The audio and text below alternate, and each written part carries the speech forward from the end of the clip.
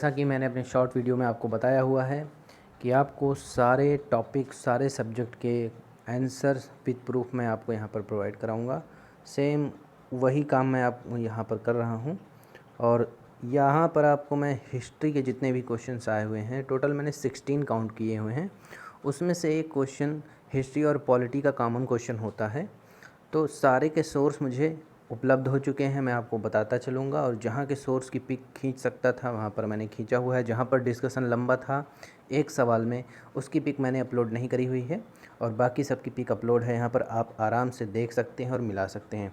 यहाँ पर जो पहला क्वेश्चन है ये आपका पेज 208 स्पेक्ट्रम की बुक से लिया गया है। ठीक है, स्पेक्ट्रम आप पढ़े होंगे, आधुनिक भारत का इतिहास की पुस्तक है, राजीव अहीर द्वारा लिखी गई है। निम्नलिखित में कौन भारत में अतिवादी राष्ट्रीय विचारधारा का प्रतिनिधित्व नहीं करते हैं? तो उसमें एक टॉपिक है पेज 208 पर, अतिवादी या उग्र विचारधारा वालों के बारे में।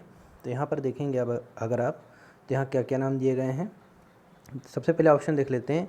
अश्विनी कुमार दत्त, विष्णु शास्त्री चिपलूकर, कृष्ण कुमार मित्र और लाला लाजपत राय दिए गए हैं आपको। तो यहाँ पर देखें चिपलूकर का नाम है और लाला लाजपत राय का भी नाम यहाँ पर आएगा, अश्विनी कुमार दत्त का भी नाम यहाँ पर आएगा और बचा कौन, के मित्र।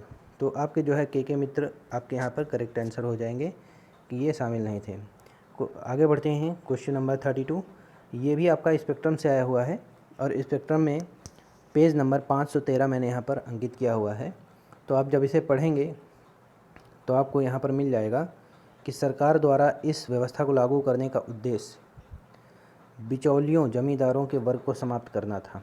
ठीक है, तो यहाँ पर जब ये वर्ग को समाप्त करने का उद्देश्य था तो ये वर्ग समाप्त हो जाता है, ऐसी इसमें धारणा बनती है। और बाकी के जो इसमें पॉइंट दिए गए हैं, आप जब इसको डिटेल में पढ़ेंगे पूरा टॉपिक तो समझ में आएगा कि बाकी के टॉपिक मैच नहीं करते हैं। तो यहाँ पर आपका करेक्ट आंसर डी होगा, जमींदारी पूरी तरीके से विनष्ट हो गई। इसको लाया गया था जमींदारी को ख़त्म करने के लिए, रैयतवाड़ी, जहाँ पर किसान खुद मालिक होता था, वो डायरेक्ट अंग्रेज़ों को लगान देता था, बीच में जमींदार का काम ख़त्म कर दिया गया था।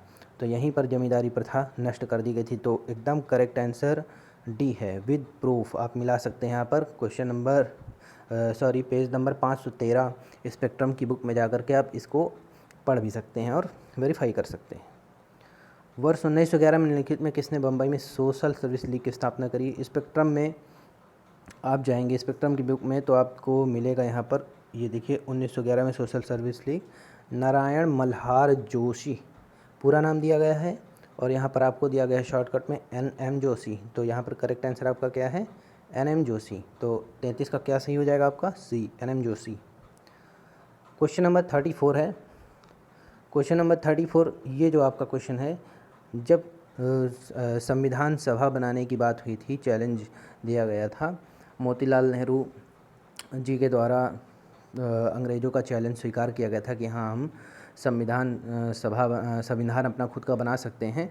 तो वहाँ पर एक ग्रुप, अपरिवर्तनवादी ग्रुप तैयार हुआ था जो बिल्कुल परिवर्तन नहीं चाह रहा था, और एक थे परिवर्तनवादी जो परिवर्तन चाह रहे थे। तो इसमें अपरिवर्तनवादी समूह में शामिल जो नहीं थे वो थे कौन, मोतीलाल नेहरू। ये बिल्कुल अलग चल रहे थे। ठीक है, आपका ये करेक्ट आंसर मोतीलाल नेहरू होगा। ये भी स्पेक्ट्रम में है, पूरा डिटेल में आप पढ़ेंगे तो आपको वहाँ पर ये आंसर मिल जाएगा। आगे बढ़ते हैं क्वेश्चन नंबर 35 की तरफ। पेज नंबर स्पेक्ट्रम का 390 से आया हुआ है, कैबिनेट मिशन से। और ये जो क्वेश्चन है ये पॉलिटी की किताब में भी है।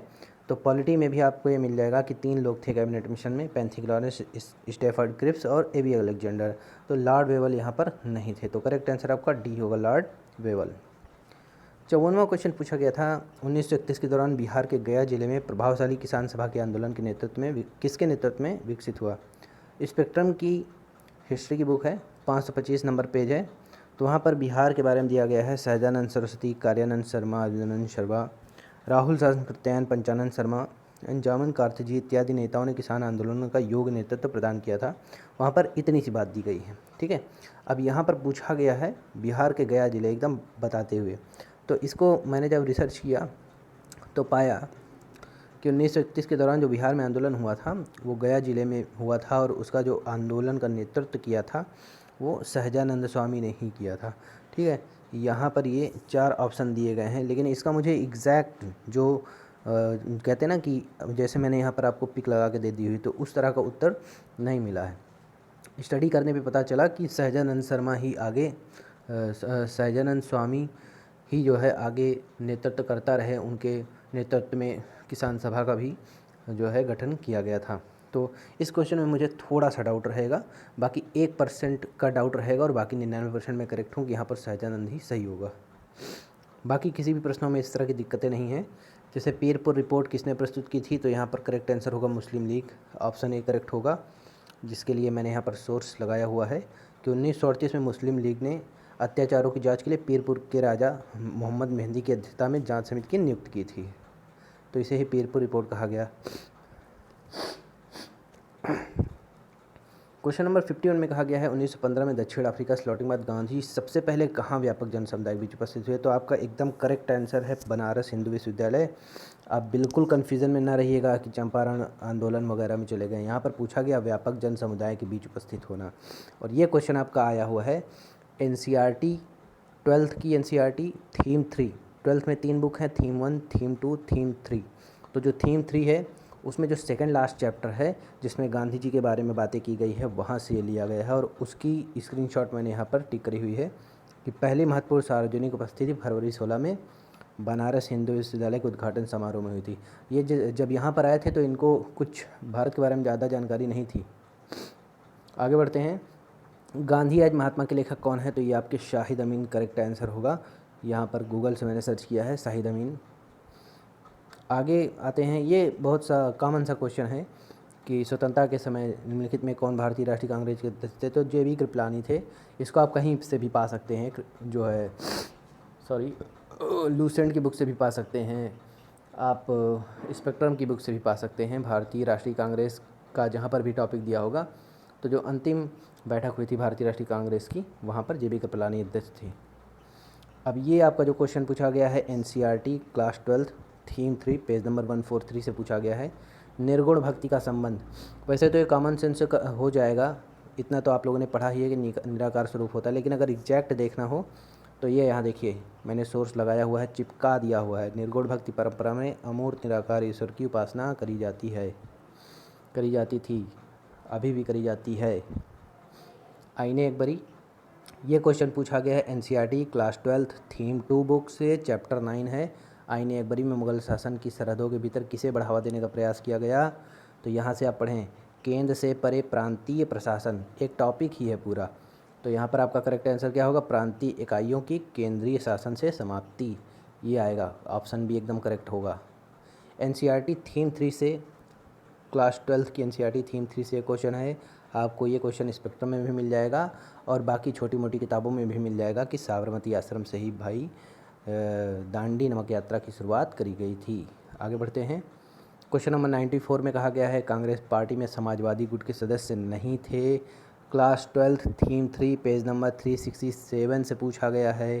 देखिए यहाँ पर कौन कौन था, समाजवादियों JP नारायण, नरेंद्र देव, NG रंगा एवं अन्य दिया गया है। ठीक है, यहाँ पर आप 3 एलिमिनेट कर दीजिए, जयप्रकाश नारायण, NG रंगा, नरेंद्र देव, बचे कौन, राजेंद्र प्रसाद करेक्ट आंसर है। ये यहीं से क्वेश्चन पूछा गया है।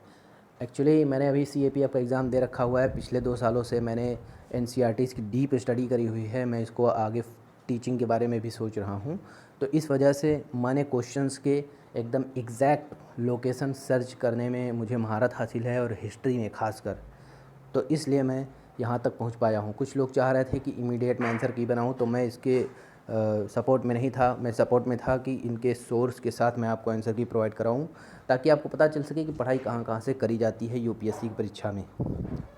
अब मैकाले के बारे में जो पूछा गया है, तो इसका करेक्ट आंसर डी समझ में आ रहा है। और ये जो है ये मैंने कहीं पढ़ा हुआ है, चाहे स्पेक्ट्रम से पढ़ा हूँ चाहे NCERT से पढ़ा हूँ, लेकिन मैं इसको ढूंढ नहीं पाया, या कि ये थोड़ा समय ज़्यादा लग रहा था तो मैंने इसको हटा दिया। लेकिन एकदम बात फिक्स है कि ये अंग्रेजी माध्यम में शिक्षण का प्रबल दावेदार था, और ये पाश्चात्य विषय जो अपने यहाँ के थे, इनको केवल पाश्चात्य विषयों का ही शिक्षण दे रहा था, लेकिन जो अपने यहाँ के प्राच्य विषय थे इनका पुरजोर विरोधी था। अपने यहाँ की जो प्राचीन वेद पुराण ये सब की शिक्षा होती थी ना, इनका विरोधी था। तो आपका करेक्ट आंसर डी होगा, क्वेश्चन नंबर 95 का। अब ये जो आपका क्वेश्चन नंबर 120 है, ये आपका शायद लास्ट आंसर, हाँ सही में लास्ट आंसर है। टोटल आपके यहाँ पर 16 क्वेश्चन आए हुए हैं हिस्ट्री में। मॉडर्न हिस्ट्री से अगर देखा जाए तो कुछ लोग इसको 15 भी बताएंगे, क्योंकि एक क्वेश्चन आपका कहाँ से आया हुआ है, पॉलिटी से। Historical background of Indian constitution वाला जो पोर्शन है वहाँ से आया हुआ है कि कैबिनेट मिशन में निम्न 3 में से 3 थे, एक लोग नहीं थे, लॉर्ड वेवल नहीं थे, तो वही पूछा गया है। अब यहाँ स्वतंत्र पार्टी के संस्थापक पूछा गया तो चक्रवर्ती राजगोपालचारी हैं, या यहाँ पर आपको मैंने देखी सोर्स चिपका दिया हुआ है, आप इसको पढ़ सकते हैं। होप आपको ये वीडियो पसंद आया होगा, और जो मैंने बाकी आंसर कीज़ बनाई हुई हैं वो भी आपको पसंद आई होंगी। आप इनको लाइक ज़रूर कीजिए और चैनल को सब्सक्राइब ज़रूर कर लीजिए अगर नहीं किए हैं तो, और अपने फ्रेंड्स के साथ शेयर भी ज़रूर करिएगा। मिलते हैं आपसे अगले वीडियो में, तब तक के लिए धन्यवाद, टाटा बाय बाय।